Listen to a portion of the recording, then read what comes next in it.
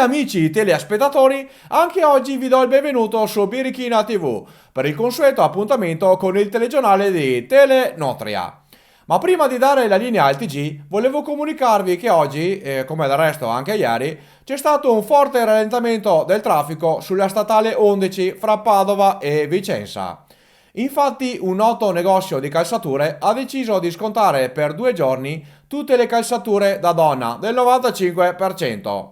Il risultato è tragico e come potete vedere dalle immagini, migliaia di donne si sono messe alla guida per riuscire a raggiungere il negozio. I relativi mariti, che logicamente sono rimasti a casa, hanno confessato con aria molto triste che sperano che la promozione duri altri 4-5 giorni, così si tolgono dalle balle le mogli e possono stare in pace per qualche ora. Ma dopo questa comunicazione sul traffico, diamo la linea al nostro telegiornale. Buona visione con Telenotria. Aosta. Questa giovane ragazza ha provato ad appoggiare la lingua sul palo ghiacciato e non riusciva più a toglierla. Sono dovuti intervenire i vigili del fuoco con acqua calda e forbice da brusca. Creva il core.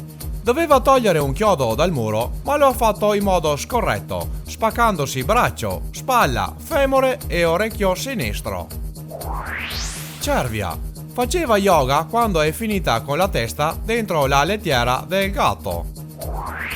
Mirandola. Stavano festeggiando il compleanno della mamma quando quest'ultima, con una mossa insulsa, si è incendiata i capelli. L'odore di gallina bruciata si è percepito nel raggio di 20 km. Ro. Si stava allenando con il parkour ma ha fatto una mossa azzardata, costole incricate. Brescia. Durante un incontro di lotta greco-romana, l'atleta con la tuta blu stava palesemente perdendo ed è quindi intervenuta la nonna che con una sberla ben assestata ha distratto il concorrente che stava avendo la meglio. L'arbitro si è pissato addosso da ridere.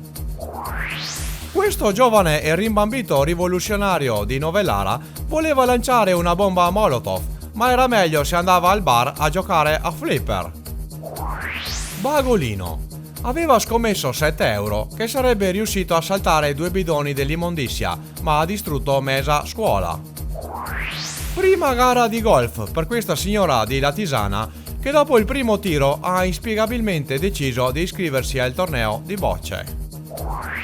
È dovuto andare dallo psicologo questo bambino mantovano di 4 anni che alla festa del suo compleanno è stato traumatizzato dal comportamento ebete del padre.